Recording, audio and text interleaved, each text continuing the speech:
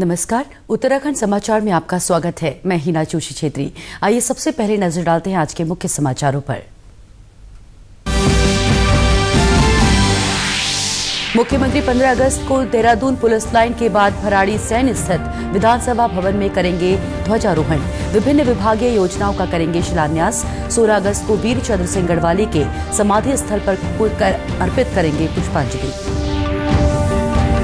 Digital India के तहत मुख्यमंत्री ने विकास भवन और सदर तहसील कार्यालय में किया ई ऑफिस प्रणाली का शुभारंभ। नई प्रणाली के इस्तेमाल से जनता की समस्याओं के निवारण में तेजी लाने का प्रयास। आयकर में संगठनात्मक सुधारों की प्रक्रिया का देश भर में स्वागत। मुख्य आयकर आयुक्त से लेकर आम जनता और उद्योग संघ के फैसले को बताया ऐतिहासिक। अब करदाताओं की गरिमा, मामलों की संवेदनशीलता और आयकर विभाग की जवाबदेही होगी सुनिश्चित। और मौसम विभाग ने 15 अगस्त को देहरादून, टिहरी और नैनीताल में भारी बारिश की जताई संभावना। कहीं कहीं आकाशीय बिजली गिरने की भी आशंका। पहाड़ों में कई जगहों पर भूस्खलन और मार्ग बाधित होने से जनजीवन प्रभावित। अब समाचार विस्तार से। गैरसैंण को ग्रीष्मकालीन राजधानी घोषित किए जाने के बाद इस साल स्वतंत्रता दिवस के अवसर पर पहली बार यहां ध्वजारोहण किया जाएगा। मुख्यमंत्री त्रिवेंद्र सिंह रावत कल गैरसैंण जाएंगे और भराड़ी सैन स्थित विधानसभा भवन में ध्वजारोहण करेंगे। साथ ही भराड़ी सैन स्थित कोविड केयर सेंटर का भी मुख्यमंत्री निरीक्षण करेंगे। इसके बाद 16 अगस्त को मुख्यमंत्री पेशावर कांड के नायक वीर चंद्र सिंह गढ़वाली की समाधि स्थल पहुंचकर पुष्पांजलि अर्पित करेंगे। कल 15 अगस्त को देहरादून जो राजधानी का मुख्य कार्यक्रम होता है, उसके पश्चात गैरसैंण जो हमारी ग्रीष्मकालीन राजधानी अधिसूचित हुई है, वहाँ पर ध्वज आरोहण का कार्यक्रम है। इसके अलावा अगले दिन 16 अगस्त को वीर चंद्र सिंह गढ़वाली जी का समाधि स्थल है, वहाँ से 7-8 किलोमीटर पैदल है दूधातोली पहाड़ पर बुग्याल में, फिर वहाँ जाने का प्रोग्राम है। स्वतंत्रता दिवस की पूर्व संध्या पर आज विधानसभा परिसर में 101 फीट ऊंचे तिरंगे के आधार स्तंभ के निर्माण कार्य का शिलान्यास विधानसभा अध्यक्ष प्रेमचंद अग्रवाल ने किया।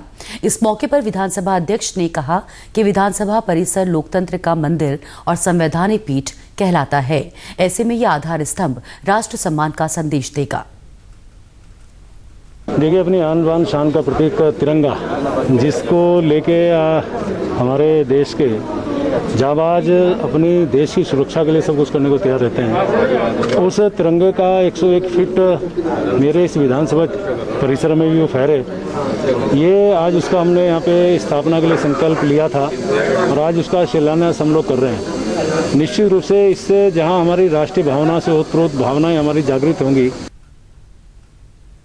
अंग्रेजी हुकूमत के खिलाफ देश की आज़ादी की लड़ाई में सक्रिय भूमिका निभाने वाले आज़ाद हिंद फौज के 102 वर्षीय सिपाही डॉक्टर अनूप सिंह आज हम सभी के लिए प्रेरणा का स्रोत हैं। बाजपुर के भट्टपुरी निवासी डॉक्टर अनूप सिंह ने बताया कि सुभाष चंद्र बोस की विचारधारा से प्रभावित होकर साल 1943 में महज 25 साल की उम्र में वो आज़ाद हिंद फौज में शामिल हुए थे। उन्हें सैनिकों की चिकित्सा सुविधा का जिम्मा सौंपा गया। इससे पहले वो इंडियन नेशनल आर्मी के सिपाही थे। डॉक्टर अनूप ने बताया कि साल 1943 से 1944 के बीच जब जंग के दौरान जापान से सहायता मिलना बंद हो गई थी, तो जुलाई 1945 में दूसरे सैनिकों के साथ उन्हें आत्मसमर्पण करना पड़ा। ब्रिटिश हुकूमत ने उन्हें रंगून जेल में रखा, जहां उन्हें अन्य सैनिकों के साथ काफी यातनाएं झेलनी पड़ी। 20 फरवरी 1946 में उन्हें कोलकाता के जिगर कैंप में छोड़ा गया था। उन्होंने बताया कि जिस समय उन्हें छोड़ा गया था, तभी उन्होंने भगवान की सेवा के साथ ही चिकित्सा के माध्यम से देश की सेवा करने का प्रण लिया। भाई आजाद हिंद फौज में तो मैंने आपको बोल दिया कि जहाँ से चल पे तो मुड़ के जो उन्होंने बरखिलाफ हो गए, अंग्रेज़ों के बरखिलाफ हो गए, तो फिर साडा ब्रिगेड पहला जड़ा उत्थे खड़ा कुला लंबर, रोज स्टार, सुंगे पठानी तो ईपू तक उस एरिए दे विच फिर पहला जड़े ब्रिगेड जड़ा खड़ा किया IN दा। आईएन का मैं जवान हूँ, फिर इतने आईएन में आ गए। केंद्र सरकार की डिजिटल इंडिया की मुहिम के तहत मुख्यमंत्री त्रिवेंद्र सिंह रावत ने विकास भवन देहरादून और सदर तहसील कार्यालय में ई ऑफिस प्रणाली का शुभारंभ किया। पत्रकारों से बातचीत में मुख्यमंत्री ने कहा कि डिजिटल इंडिया की मुहिम के तहत सरकारी कार्यालयों को ई ऑफिस में तब्दील किया जा रहा है, जिससे जनता की समस्याओं के निवारण में तेजी लाई जा सके। उन्होंने कहा कि इस पहल से प्रशासन के प्रति लोगों का विश्वास बढ़ेगा और कार्य संस्कृति में गुणात्मक सुधार लाए जा सकेंगे। प्रधानमंत्री जी का जो डिजिटल इंडिया का जो उन्होंने आह्वान किया है, उसके तहत उत्तराखंड राज्य में तमाम तरह के जो हमारे कार्यालय हैं उनको ई ऑफिस में कन्वर्ट किया जा रहा है। उसी के तहत आज देहरादून का जो मुख्य विकास अधिकारी का भवन है, जिला विकास अधिकारी का भवन है और तहसील जो सदर तहसील है, इन तीनों को ई ऑफिस में कन्वर्ट किया गया है। आज उसमें ई ऑफिस प्रणाली उनमें लागू हो गई है और उससे जो तमाम जो लोगों की जो समस्याएं हैं उनके निवारण में गति आएगी, बहुत तेजी से उनका निवारण होगा। प्रधानमंत्री नरेंद्र मोदी ने गुरुवार को ईमानदार करदाताओं को सम्मानित करने वाली पारदर्शी कर प्रणाली के प्लेटफॉर्म का उद्घाटन किया। इस नए टैक्स प्लेटफॉर्म के तहत करदाता को faceless assessment, tax payers charter, faceless appeal की सुविधा मिलेगी। मुख्य आयकर आयुक्त बिपिन बिहारी सिंह ने सरकार के फैसले को महत्वपूर्ण कदम बताया है। उन्होंने कहा कि टैक्स पेयर्स चार्टर करदाताओं की गरिमा, संवेदनशीलता और आयकर विभाग की जवाबदेही को बनाए रखने में मददगार साबित होगा। ऑफिसर को जो असेस कर रहे हैं उनको पता नहीं होगा कि वो किस शहर में किस एसएससी का असेसमेंट कर रहे हैं। यह वैसा ही है कि एग्जामिनेशन के बाद बच्चों की कॉपियां कोडिंग कर दी जाती थी, जिससे ये पता न चले और किसकी कॉपी चेक की जा रही है उसका भनक तक न मिले। ये ट्रांसपेरेंसी के तहत बहुत ज़रूरी था और इससे किसी भी तरह का अनड्यू इन्फ्लुएंस, प्रेशर नहीं लाया जा सकता। उन्होंने बताया कि ये कदम करदाताओं को राहत पहुंचाने वाली श्रृंखला की एक कड़ी है। इसके साथ ही उन्होंने बताया कि अनावश्यक मुकदमेबाजी को समाप्त किए जाने के साथ ही बिना पुख्ता सबूतों के करदाताओं को संशय की दृष्टि से नहीं देखा जाएगा। 50 लाख से कम के टैक्स इफेक्ट के केसेस जो हैं वो ट्रिब्यूनल से विड्रॉ किए जा रहे हैं। 1 करोड़ से कम के केसेस जो हैं टैक्स इफेक्ट के केसेस हाई कोर्ट से विड्रॉ किए जा रहे हैं और 2 करोड़ से सुप्रीम कोर्ट से विड्रॉ किए जा रहे हैं। ये जो है प्रोलॉन्ग लिटिगेशन को ख़त्म किया जाए। डिपार्टमेंट करदाताओं को शक की निगाह से तब तक नहीं देखेगा जब तक डिपार्टमेंट के पास पूरे पुख्ता सबूत न हो।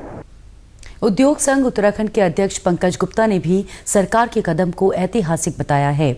उन्होंने कहा कि सरकार के इस कदम से ईमानदार आयकर देने वालों को बढ़ावा मिलेगा।